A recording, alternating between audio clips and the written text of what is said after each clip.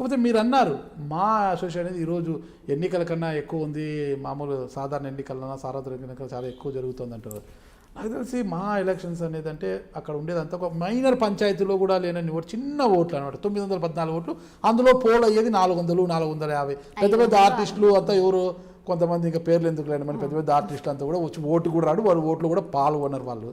మరి అంత చిన్న వ్యవస్థలో ఇంత పెద్ద గందరగోళం ఏంది అసలుకి?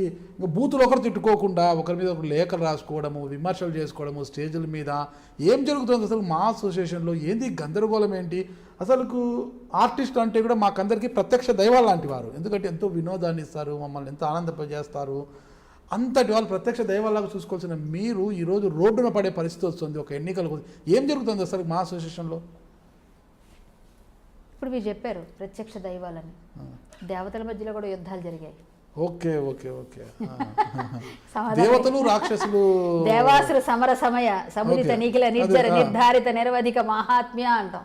అంటే అంత నాకు రాదు మేడం, నేను తెలుగు సబ్జెక్ట్, సంస్కృతం కాదు నాది. మీరు అట్లా చెప్తే నేను చెప్పలేదా?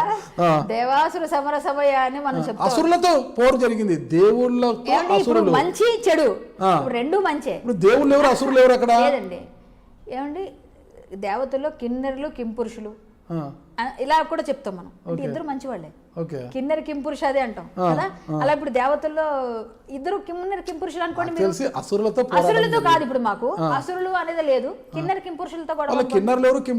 ఎవరైనా కావచ్చు, ఇటువైపు మీకు ఎవరు అనిపిస్తే మీరు ఏ పక్షం అయితే వాళ్ళు మీ కిన్నెర కింపురుషులు. నేను ఏ పక్షం కాదనమాట, నేను ఒకటే పక్షము, మా పక్షము, మా పక్షము. ఇది మేము కూడా అదే చెప్తున్నాం, మా పక్షం. మేము 10 రోజులే, ఈ నెల రోజులే, ఈ 2 నెలలే, ఈ 3 నెలలే ఈ గొడవలు, తరువాత అందరూ ఒకటే. మా పక్షమైనప్పుడు మీలో మీరు కూర్చొని ఎవరైతే బాగా పనిచేయగలరో వాళ్ళు ఒక నాయకునిగా ఎన్నుకొని ఒక ప్యానల్ ఉండదు. ఒక ప్యానల్ 26 మంది సభ్యులు ఏమంటారు నాకు, దాంట్లో 15 మంది ఈసీ సభ్యులు ఉంటారు. ఈసీ 18 మంది. ఓకే, 18 మంది ఈసీ మెంబర్స్. మేమంతా కూడా సెక్రటరీ అంట, అధ్యక్షులు, సెక్రటరీ, ఇవన్నీ మీరు ఒక ప్యానల్ తయారు చేసుకుని ఒక ప్యానల్ గా ఉండొచ్చు కదా. ఇప్పుడు ఏంటి, ప్రకాష్ రాజ్ గారు ఒక ప్యానల్, ఆల్రెడీ మీ ప్యానల్ ఉంది. మార్చిలో ఎలక్షన్ జరగాలంటే కరోనా వల్ల జరగలేదు. నరేష్ గారి ప్యానల్ ఉంది, నరేష్ గారి ప్యానల్లో మీరు ఈసీ మెంబర్ గా ఉన్నారు. మరి మీ ప్యానల్ ఒకటి ఉంది. ఇప్పుడు ప్రకాష్ రాజ్ గారు 2 వచ్చాయి. ఇప్పుడు మళ్ళీ మంచు విష్ణు గారు ఒక ప్యానల్ అంటారు. ఏకగ్రీవం అయితే నేను పోటీలో ఉండను, కాకుండా పోటీ అంటే నేను ఆ ప్యానల్ వస్తాను. జీవిత గారు ఒక పక్క అంటున్నారు. ఎవరు ఇవాళ నారాయణరావు నరసింహారావు, ఆయన సివిఎల్ నరసింహారావు, ఆయన ఒక ప్యానల్ అంటారు. ఇలా ఏంటి అసలుకి ఇది? ఇంత చిన్న వ్యవస్థలో ఇంత పెద్ద గందరగోళం. వ్యవస్థ అయినా కూడా చిన్న వ్యవస్థ ఇన్ని కోట్ల మందిని ప్రభావితం చేస్తుంది కదా. ఇప్పుడు చిన్న వ్యవస్థ తిట్టుకుంటున్నారండి, ఏది ఇంత గలీజుకు తయారవుతున్నారు వీళ్ళు అని తిట్టుకుంటున్నారు. మీరు 900 మంది 1000 మంది అనేది పక్కన పెట్టండి. ఒక్కొక్క మనిషి కొన్ని కోట్ల మంది ప్రతినిధిగా నిలబడి హీరోలుగా చేస్తున్నారు పనులు. అలాంటప్పుడు ఈ హీరోకి ఆ హీరోకి ఫ్యాన్స్ ఉంటారు. ఈ ఫ్యాన్స్ మీ అందరు హీరోలు సాయంత్రం పార్టీలు చేసుకునే వాళ్ళకి వీళ్ళు కొట్టుకునే మా హీరోని కొట్టుకునే వాళ్ళు మీరు చూడలేదా బయట? అంటే ఎంత మేము ప్రభావితం చేస్తున్నాం సినిమా వాళ్ళు. సో మేము ప్రభావితం కావచ్చు, దానిలో మీరు ప్రభావితం కావడం అన్నప్పుడు ఫైట్ అన్నప్పుడు ఫైటే కదా. ఇప్పుడు ఏకగ్రీవం పెద్దవాళ్ళందరూ నిర్ణయించారు. డిసిప్లినరీ కమిటీ ఎందుకు వచ్చింది? డిసిప్లినరీ కమిటీ ఎవరికి వాళ్ళు ఒకళ్ళ మీద ఒకళ్ళు ఎలిగేషన్స్ చేస్తారు. క్రమశిక్షణ సంఘం ఉంది, క్రమశిక్షణ కమిటీకి అధ్యక్షులు కృష్ణరాజు గారు, హేమ గారికి మొన్న షోకాజ్ నోటీస్ ఇచ్చారు. ఇవన్నీ జరుగుతున్నాయి, లేదంలేదు. ప్రొద్దున లేస్తే మాదంతా ఒక పెద్ద వసుదైక కుటుంబము, మేమంతా ఒకటే కుటుంబమే అని గొప్పలు చెప్తారు. మళ్ళా చూసి ఎలక్షన్ వచ్చాకే రాజకీయ నాయకుల్లాగా దుమ్మెత్తి పోసుకోవడం, అవసరమా అంటున్నాము. ఎలక్షన్ అనగానే వైబ్రేషన్స్ వచ్చేస్తాయి. మీకు అర్థం కావట్లేదు, రాజకీయ నాయకులకే ఎలక్షన్ అని కాదు. ఎలక్షన్ అని మీరు ఎక్కడ పెట్టండి. విద్యార్థి సంఘాల్లో మీరు చిన్నప్పుడు పోటీ చేశారా? మీరు పోటీ చేశారు కాదు, మీరు చేయలేకపోయి ఉండొచ్చు. నేను పోటీ చేసి ఉంటాను కదా, స్కూల్స్లో కూడా ఉంటాయి కదా ఎలక్షన్స్. అన్నిట్లో చిన్నప్పటి నుంచి మొదలవుతుంది ఎలక్షన్ అన్న దానిలో వైబ్రేషన్ ఉంది. మీరు ఎలక్షన్ అనగానే అలర్ట్ అయిపోతారు అందరూ. ఇదే మీరు సింపుల్ తెలుసుకోవాలి. మీరు చెప్పేది వాస్తవమే. ఇక్కడ ఎన్నికలు జరిగితే, ఒకవేళ మన ప్రజాస్వామ్యంలో ఎన్నికలు జరిగితే అది రాజ్యాధికారం కోసం జరుగుతాయి. ముఖ్యమంత్రులు కావాలా, ప్రధాని కావాలా, ఎమ్మెల్యే కావాలా, ఎంపీ కావాలా, మంత్రులు కావాలా అనేది. ఫస్ట్ నేను ఎమ్మెల్యే కావాలి, ఎమ్మెల్యే అయినా మంత్రి కావాలా అని ఉంటుంది. కొంతమంది నేను ఎంపీ కావాలంటారు, ఎంపీ అయినా కేంద్ర మంత్రి కావాలనుకుంటారు. అది వాళ్ళు ఉంటుంది. ఒక చిన్న వ్యవస్థలో, మా వ్యవస్థలో ఎలక్షన్ ఎందుకు లేకోకుండా మీలో మీరే సర్దుబాటు చేసుకొని ఎవరైతే బాగా రాణిస్తారో చేసుకుంటే హ్యాపీగా ఉంటుంది కదా. అంతా అది ఒక చక్కటి కుటుంబంలో ఉండొచ్చు కదా. ఒకరి కోసం ఒకరు ఏంటి అసలుకి? ఆల్రెడీ నరేష్ గారి ప్యానల్ ఉంది, మరి ఇప్పుడు నరేష్ గారు ఏమన్నా నిధులు దోచుకున్నారా, ఉన్న నిధులు ఏమైనా ఫండింగ్ ఏమైనా వేస్ట్ చేశారా, ఏమన్నా ఇది చేస్తారు? ఎందుకు ఆయన మీద ఇది చేస్తున్నారు? ప్రకాష్ రాజుని తీసుకొచ్చి ఆడ పెట్టారు, ప్రకాష్ రాజుకి మద్దతు అంటారు, అక్కడ మీకు ఒక విషయం చెప్పాలి. ఇక్కడ ఈసీ మెంబర్స్ 18 మెంబర్స్ ఒకవైపు ఉన్నారనుకోండి, ఇప్పుడు మీరు ప్రెసిడెంట్ అండి, మీ పక్కన general secretary, joint secretary, treasurer వీళ్ళందరూ ఉన్నప్పటికీ ఈసీ మెంబర్స్ 18 మెంబర్స్ ఉంటారు. 18 మెంబర్స్లో మేము ఒక తక్కువ, వాళ్ళు ఎక్కువగా గెలిచారు, ఒక 11 వాళ్ళు గెలిస్తే 7 మేము గెలుచుంటాం అనుకోండి. అప్పుడు మెజారిటీ ఆఫ్ పీపుల్ అక్కడ ఉండేసరికి మీరు ఈ వాటర్ బాటిల్ని అక్కడ పెట్టండి, ఎందుకు అక్కడ పెట్టాలి, ఎక్కడ పెడతాం అని ఇటు పెడుతున్నారు. దానివల్ల ఏమవుతుంది, ఈ వీళ్ళు మెజారిటీ వల్ల పని ఏదైనా చేద్దాం, మనం ఇప్పుడు ఈ పెన్షన్ ఇద్దాం, పెన్షన్ మొన్న వాళ్ళకి ఇచ్చారు కదా, వీళ్ళకి ఎందుకు ఇవ్వాలి, మానేయండి, ఇద్దామన్న పని మంచిదైనా సరే వాళ్ళు అపోజ్ చేస్తే ఎలా వస్తాయి గొడవలు? డే 1 నుంచి స్టార్ట్ అవుతుంది ఆ విధంగా. ఇప్పుడు ప్యానెల్ ఎవరైనా మొదలుపెట్టి ప్యానెల్ ఏదైనా చేయాలి అంటే ప్రతి ప్యానెల్ మొత్తం 18 మందిని ఎన్నుకోబడితే ఒకరిద్దరు మిస్ అయితే తప్ప మ్యాక్సిమం మెజారిటీ ఏ ప్యానెల్ వస్తుందో ఆ ప్యానెల్ మాట నెగ్గుతుంది.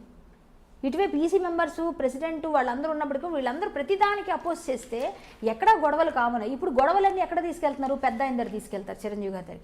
చిరంజీవి గారి దగ్గర నుంచి తీసుకెళ్ళి మళ్ళీ మోహన్ బాబు గారి దగ్గర తీసుకెళ్తారు. వీళ్ళు మధ్యలో ఈ గొడవలు. ఒక ప్యానెల్ గెలిచేటప్పుడు ప్యానెల్ సభ్యులు సమానంగా ఉన్నారనుకోండి, సమానంగా ఓటింగ్ అవుతుంది. ఇప్పుడు 11 మంది 12 మంది ఈసీ మెంబర్స్ మెజారిటీ చూపిస్తున్నాం, మేము మెజారిటీ కావాలని ప్రతిసారి మేము ఒప్పుకోండి దీనికి అపోజ్ చేస్తున్నామండి అని ప్రతిదానికి మీరు పుల్ల పెడితే ఏ పని జరుగుతుంది? అయినప్పటికీ పనులు జరిగాయి. మరి అన్ని పనులు చేస్తే సురేష్ కొండరెడ్డి గారు కావచ్చు, ఏడిది రాజా కావచ్చు, శ్రీకాంత్ వీళ్ళంతా ఎందుకు మరి నరేష్ గారి ప్యానెల్లో ఉండి? నరేష్ గారి ప్యానెల్ కాదు వాళ్ళది, నో, అటువైపు ప్యానెల్లో గెలిచిన వాళ్ళందరూ మీరు చెప్పిన సురేష్ కొండరెడ్డి గారు, ఏడిది రాజా గారు, ఎవరెవరైతే మీరు చెప్పారు ఈ పేర్లు, వీళ్ళందరూ ఆ ప్యానెల్, ఆపోజిట్ ప్యానెల్. ఇప్పుడు అక్కడ మాకు ప్రతిసారి డే 1 నుంచి ఈసీ మెంబర్గా నేను చూస్తున్నాను, ప్రతి దానికి అపోజ్ చేస్తారు. నేనే కొంచెం గట్టిగా వాయిస్ రైజ్ చేస్తాను ఆడవాళ్ళలో. అటువైపు హేమ గారు గట్టిగా మాట్లాడేస్తూ ఉంటారు, ఇటువైపు నేను మాట్లాడుతూ ఉంటాను. నేను ప్రతిసారి చూస్తూ ఉంటాను. వాళ్ళు ఏదైనా మేము చేద్దాం పని అంటే లేదండి అని దానికి అపోజ్ చేయడం తప్ప మమ్మల్ని పని సవ్యంగా చేయనివ్వలేదు. కరోనా టైంలో సార్, మీరు కరోనా టైంలో ఇంత పాండమిక్ సిచ్యువేషన్లో ప్రతిదీ జరిగిందండి, పని జరగలేదని ఎక్కడ చూపించమనండి? జరిగింది కదా. జరిగితే దాన్ని కూడా మొన్న ఆవిడ ఎట్లా వాయిస్ మెసేజ్ పెట్టారు, అది తప్పు కదా. ఇవన్నీ మనలో మనం చేసుకొని మనం చూసుకుందాం అనేది బయటికి ఎందుకు వస్తున్నాయి? మేమైతే అక్కడ బయటికి వెళ్ళి మాట్లాడలేదు. నాగబాబు గారు వీళ్ళందరూ మీటింగ్ పెట్టి ప్యానెల్ అనౌన్స్ చేశారు ఆ రోజు. అది తప్పు కదా. ఒక ప్యానెల్లో ఉన్నప్పుడు ఒక ప్యానెల్ని ఎలా చెప్తారు మీరు? దానికి మీరు వెళ్ళి ఒక మా అంటే మన అమ్మ అని మనం చెప్పుకున్నాం, ఎక్కడ మాట్లాడకూడదు, మనం కించపరుచుకునే వ్యాఖ్యలు చేయకూడదని బయలాలో ఉంది. ఆ పక్కన ఉన్న వాళ్ళు మీరు వెళ్ళి మాట్లాడితే వీళ్ళు కూడా శిక్షార్హులే కదా. చప్పట్లు కొట్టాము అంటే దాన్ని సపోర్ట్ చేసినట్టే కదా. మరి అప్పుడు మిమ్మల్ని కూడా అందరినీ కలిపి ఇందులో వెయ్యాలి కదా. మీరు వైస్ ప్రెసిడెంట్గా ఉండి, అలాగే ఒక ఎగ్జిక్యూటివ్ మెంబర్స్గా ఉండి మీరందరూ కూడా వెళ్ళి దానిలో పాల్గొనడం ఏంటి? ఇది ఎక్కడి నుంచి వచ్చింది రూలు? ఇది అడుగుతున్నాం మేము, ఇది అడిగితే తప్పు.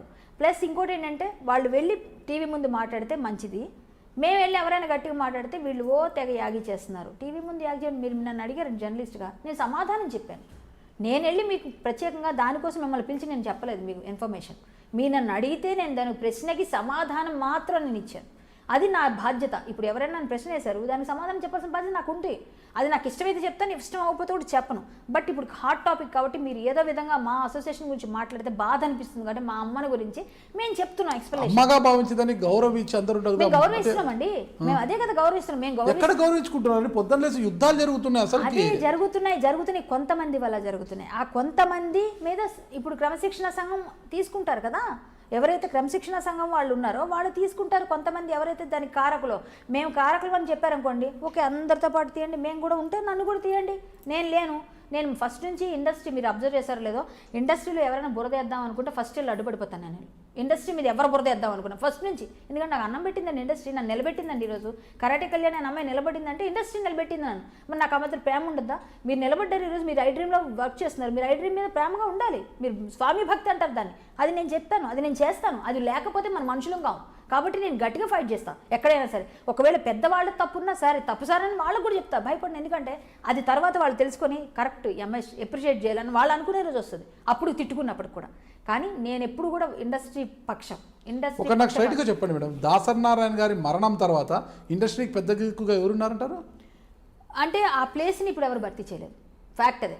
ఓకే, 2-3 ఉన్నారు ఆ ప్లేస్లోకి వెళ్ళడానికి. బట్ మోహన్ బాబు గారు, గురువు గారు తర్వాత, ఎందుకంటే ఆయన గురువు శిష్యుడుగా, అలాగే చిరంజీవి గారు, వీళ్ళిద్దరు ఉన్నారు మెయిన్. వీళ్ళిద్దరే ఇంకా పెద్దవాళ్ళుగా తీసుకోవాలంటే పరశురు గారిని కూడా తీసుకోవచ్చు. బట్ ఆయన సాఫ్ట్ సాత్వికుడు, ఆయన కొంచెం ఏ వయసు రీత్యా అట్లా రాకపోవచ్చు. వీళ్ళిద్దరిలో పెద్దవాళ్ళగా ఎవరైనా వ్యవహరిస్తే బాగుంటుంది. మీరు చూస్తున్నారు ఐ డ్రీమ్ న్యూస్ని. Please subscribe. I dreams For more videos, Subscribe. I Dream. Please subscribe for more videos. I dream. I dream. For more videos. Subscribe, I dream. Please subscribe. Subscribe I dream channel. Do subscribe. I dream. I dream ఛానల్ని subscribe చేయండి. Do watch I Dream.